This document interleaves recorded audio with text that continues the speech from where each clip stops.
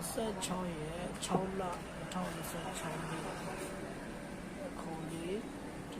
1819ကြာကဒီဟိုတယ်ကနေပြည်ဦးနေလေချင်းမြန်အလဲအော်လာလေးအတွက်ရောက်ရှိနေပါတယ်ဧည့်သည်လာကြတာပါဟိုတယ် Viber 9နေလာကြတာဖြစ်ပါတယ်ဧည့်သည်ကဖုန်းဆက်ကားလာပါ24ရက်6လ2026နေ့ပြည်ဦးနေလေချင်းမြန်အလဲအော်လာလေးသွားမယ်ဒီအလေးလာခဲ့ပါဆိုလို့ကျွန်တော်သွားကြတာဖြစ်ပါတယ်ခဏနေပြည်ဦးနေတက်ပါမယ်ပြည်ဦးနေနေကုန်လေအော်လာလေးပါ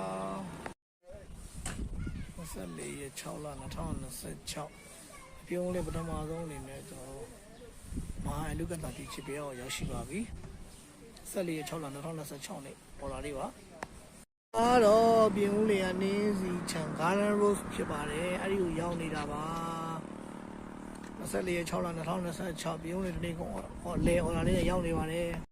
ကြီးစင်ပါပန်းချံရောက်နေပါတယ်ကြီးစင်ပါပန်းချံမှာခင်ဗျ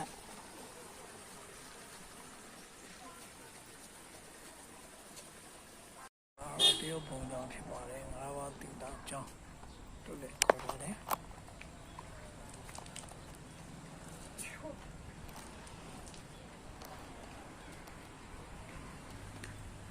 ဒီမှာတော့ဗာလေရလဲဆိုဒီမှာကျွန်တော်ကိုရီးယားဝတ်စုံတရုတ်ဝတ်စုံရှေးအောင်မင်းကြီးမင်းသားဝတ်စုံပေါ့နော်ဒီတရုတ်နဲ့ပတ်သက်တဲ့ရှေးအောင်မင်းကြီးမင်းသားဝတ်စားတွေတော့ဘာလို့ဒီမှာနိုင်နေငါပြီးတော့ဓာတ်ပုံအလိုက်ရိုက်လို့ရတယ်ဆိုတာလေးဒီမှာပါနော်ကျွန်တော်ကြီးလည်းရောက်နေပါတယ်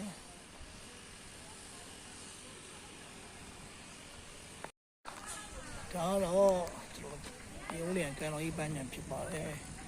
ဒီအပိုင်းတော့သူရှင်းနေပြမိုးရွာပြီးတော့ခီးဝါကတာလည်းမဟုတ်တော့လူရှင်းနေ